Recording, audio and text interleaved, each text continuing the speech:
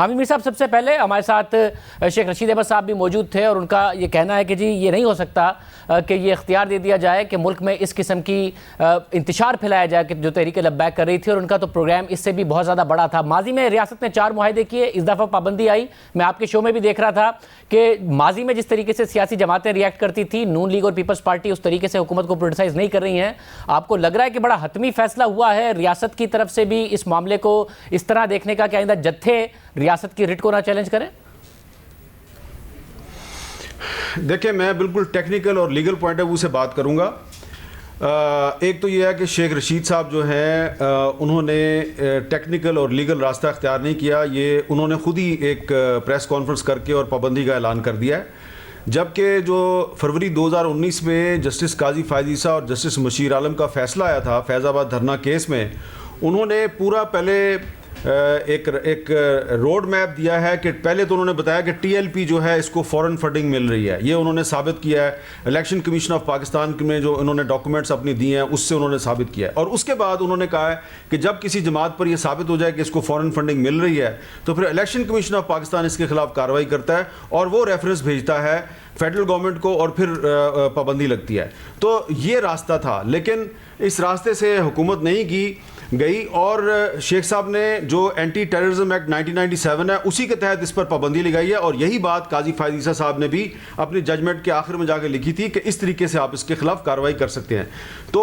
اس judgment پر تو حکومت نے عمل درآمد نہیں کیا، ججمنٹ لکھنے والے جج کو انہوں نے عبرت کی مثال بنانے کی کوشش کی، اور ابھی بھی اگر وہ اس ججمنٹ میں جو راستہ دیا ہوا ہے اسی راستے پہ چلتے تو یہ ہو جاتا، ٹیکنیکل طریقے سے ایک ساؤنڈ طریقہ ہوتا، لیکن الیکشن کمیشن کے ذریعے نہیں کیا۔ تو مجھے لگتا ہے کہ جس طرح ایک زمانے میں جماعت اسلامی پر پابندی لگائی گئی تھی ریاست پاکستان کی طرف سے، لیکن اس کو پھر عدالت سے ریلیف مل گئی، پھر اسی طرح ایک اور زمانہ آیا تو نیشنل عوامی پارٹی تھی جو نیپ، اس پر پابندی لگائی گئی، لیکن وہ جماعت جو ہے وہ دوسرے نام سے آج اے این پی کے نام سے کام کر رہی ہے، وہ بی این پی کے نام سے کام کر رہی ہے، وہ نیشنل پارٹی کے نام سے کام کر رہی ہے۔ اسی طرح جنرل پرویز مشرف نے سپاہی صحابہ پر پابندی لگائی، وہ ایک نئے نام سے کام کر رہی ہے۔ تحریک نفاذ فقہ جعفریہ پر پابندی لگائی، وہ ایک اور نام سے کام کر رہی ہے۔ تو مجھے نہیں لگتا کہ یہ جو شیخ رشید صاحب نے آج جس پابندی کا اعلان کیا ہے اس صحیح راستہ اختیار نہیں کیا، جسٹس قاضی فائز عیسیٰ کی ججمنٹ کے راستے سے وہ نہیں جائیں گے تو مطلوبہ نتائج نہیں ملیں گے۔ فوز حسین صاحب، جو کچھ پاکستان کی سڑکوں پر ہوتا رہا، جو کچھ پاکستان کی پولیس کے ساتھ ہوتا رہا، اس کے بعد حکومت نے کارروائی کی ہے، آپ کو لگ رہا ہے یہ حتمی کارروائی ہے، یا پھر ماضی میں سیاسی جماعتیں نہیں کالعدم تنظیمیں بھی نام بدل کے آپریٹ کر لیتی ہیں؟ ہم نے شیخ رشید احمد صاحب سے سوال بھی پوچھا، اس کا ابھی کوئی واضح جواب ان کے پاس تھا نہیں۔ آپ کو لگ رہا ہے کہ ایک واضح ریاستی اس وقت فیصلہ ہے یا نہیں ہے؟ شکریہ شاہزیب صاحب۔ دیکھیے، اس میں 2 پہلو ہیں اس کے۔ ایک تو یہ ہے کہ وہ بین لگایا، اس بین کی قانونی حیثیت کیا ہے، کیا اس کا پروسیجر درست تھا نہیں تھا، جو ابھی حامد میر صاحب بات کر رہے تھے۔ لیکن دوسرا اس کا پہلو یہ کہ اگر بین لگا بھی دیا تو وہ جو فیصلہ سازی ہوئی ہے اس میں اتنی دیر کیوں ہوئی ہے، وہ کس طریقے سے ہوئی ہے، اور جو 72 گھنٹے میں غدر مچتا رہا ہے اس کا ذمہ دار کون ہے؟ یعنی 3 دن بعد یہ کہتے ہیں ہم ایک جماعت کو بین کر رہے ہیں، اس سے آپ اپنے اوپر سے پریشر تو شاید اٹھا سکتے ہیں، لیکن جو 3 دن ریاست غائب رہی اور جس طریقے سے سڑکیں اور موٹر ویز اور ہائی ویز بند ہوتے رہے اور جان و مال کا نقصان ہوتا رہا،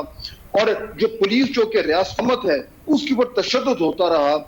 اس کا جواب دے گا۔ تو یعنی کہ میرے خیال میں یہ بڑا امپورٹنٹ اس کا ایک پہلو ہے، ہمیں ان کو 2 الگ طریقے سے دیکھنا چاہیے۔ شیخ رشید صاحب نے ایک اعلان کر کے اپنے اوپر سے شاید کی ذمہ داری اتارنے کی کوشش کی ہے، لیکن حکومت پاکستان کو یہ پچھلے 3 دن میں جو معاملات ہوئے اس کا جواب دینا ضروری ہے، کہ جب تک اس کا حل سامنے نہیں آئے گا تو کل کو اگر اس طرح کی صورتحال پھر ڈیولپ ہوگی تو پھر ریاست غائب ہوگی، نقصان تو پاکستان کی عوام کا ہے اور ریاست کی ساکھ کا ہے۔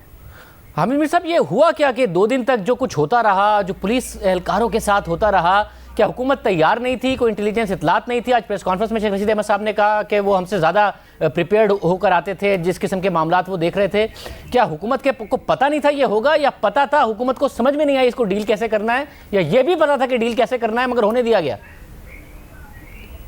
دیکھیں شاہزیب خانزادہ صاحب، ہمیں اپنے ساتھ بھی سچ بولنا چاہیے اور اپنے ویورز اور ریڈرز کے ساتھ بھی سچ بولنا چاہیے۔ حکومت کو سارا پتہ تھا، حکومت کو سارا پتہ تھا اسی حکومت کے 2 وزیروں نے، اعجاز شاہ صاحب نے جو نومبر 2020 میں وزیر داخلہ تھے، اور نور الحق قادری صاحب جو نومبر 2020 میں وزیر مذہبی امور تھے اور اسلام آباد کے کمشنر جو ہیں، انہوں نے ایک تحریری معاہدے پر دستخط کیے، اور ایک طرف حکومت کے نمائندوں کے دستخط تھے، دوسری طرف جو ہے تحریک لبیک کے 3 نمائندوں کے دستخط تھے، اور اس تحریری معاہدے میں حکومت پاکستان نے یہ وعدہ کیا اس تنظیم کے ساتھ کہ ہم 2 سے 3 مہینے کے اندر فرانس کے سفیر کو نکال دیں گے اور ایک قانون سازی بھی کریں گے، پارلیمنٹ سے ایک لا بھی پاس کریں گے۔ تو یہ خود اس حکومت نے، اس ریاست نے خود سرنڈر کیا اس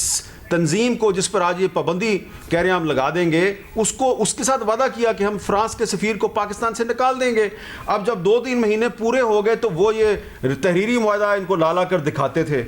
اس معاہدے میں شیخ رشید صاحب کی حکومت نے مانا ہوا تھا کہ ہم سفیر صاحب کو نکال دیں گے۔ اگر آپ نے نہیں نکالنا تھا اور آپ سمجھتے تھے کہ ان کو نکالنے سے انٹرنیشنل لیول پہ پاکستان کے لیے مسائل کریٹ ہوں گے، تو کیوں آپ نے لکھ کر دیا تھا، کیوں لکھ کے دیا تھا؟ اور پھر بعد میں جب شیخ صاحب وزیر داخلہ بن گئے تو ان کا پھر ان کے ساتھ رابطہ بھی رہا، اور یہ وہ جو ڈیڈ لائن تھی اس میں ایکسٹینشن کی کوشش بھی کرتے رہے۔ تو یہ بالکل ریاست کو پتہ تھا۔ لیکن میں ایک دفعہ پھر آپ سے گزارش کروں گا کہ آپ فیض آباد دھرنا کیس میں قاضی فائز عیسیٰ صاحب کی ججمنٹ کو پڑھ لیں۔ انہوں نے تحریک لبیک جو ہے اس کی پوری ہسٹری جو ہے اس کو کنگالا ہے، اور اس میں جو ریاستی اداروں نے کہاں کہاں پہ غلطیاں کی ہیں جس کی وجہ سے تحریک لبیک جو ہے وہ ایک مانسٹر بن گئی اور ریاست کے لیے خطرہ بن گئی، وہ قاضی صاحب نے سارا لکھ دیا ہوا ہے، روڈ میپ دے دیا ہے کس طرح ٹیکل کرنا ہے۔ ان سے نہیں ہوا کیونکہ ان کو قاضی فائز عیسیٰ صاحب جو ہیں ان کی ججمنٹ سے بھی اختلاف تھا اور ان کی شخصیت سے بھی اختلاف تھا۔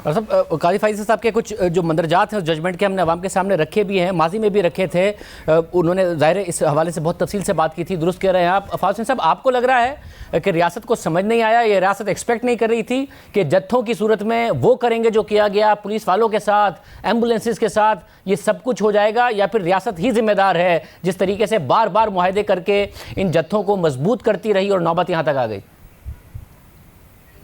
دیکھیے صاحب، یہ پہلی بار تو نہیں ہے کہ تحریک لبیک پاکستان کی اور ریاست پاکستان کٹا ہوا ہے، متعدد بار یہ ہو چکا ہے، اور جب بھی ہوا ہے تو اس کے نتیجے میں ہوا یہ ہے کہ ریاست کو ٹیکنے پڑے۔ اب یہ بات ہم سب کے سامنے بالکل واضح کہ یہ جو تحریری معاہدہ تھا اس میں ریاست پاکستان جو ہے اس کے دستخط تھے، وہ سینئر اہلکاروں نے اس میں حصہ ڈالا تھا۔ اب اگر ریاست پاکستان یا حکومت یہ سوچ رہی ہے ہم نے ایک بار ایک دستخط کر دیا، ایک معاہدہ کر دیا اور کل کو جو کچھ ہوگا اس میں ہم نمٹ لیں گے، تو یہ تو انتہائی غیر ذمہ دارانہ ایک رویہ ہے حکمرانی والے سے۔ یہ جو 2-3 دن میں ہوا ہے شاہزیب، مجھے اس میں صرف ٹی ایل کے حوالے جو ہمارے سامنے معاملات آئے اس سے جو ایک بڑا ایشو نظر آ رہا ہے وہ ایک گورننس کا ایشو ہے، فیصلہ سازی کا ایشو ہے۔ یعنی یہ ریاست اور یہ حکومت کس طریقے سے فیصلے کر رہی ہے، بنیادوں پر فیصلے کر رہے اور کتنی میجورٹی تھی یہ فیصلے کر رہی ہے۔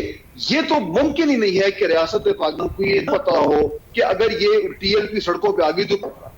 اس کے لیے تیاری کیوں نہیں تھی، اگر تیاری تھی تو کیوں فیل ہوئی، اگر فیصلہ سازی نہیں ہوئی تو کیوں نہیں ہوئی، کس ڈر سے ہوئی، اور اس وقت وزیر اعظم پاکستان اور خاص طور پر وزیر داخلہ پاکستان کہاں پہ غائب تھے جس وقت لوگوں پاکستانیوں کو حکومت نظر آ رہی تھی؟ شاہزیب صاحب، اس وقت حکومت پاکستان ہماری نظروں سے غائب تھی۔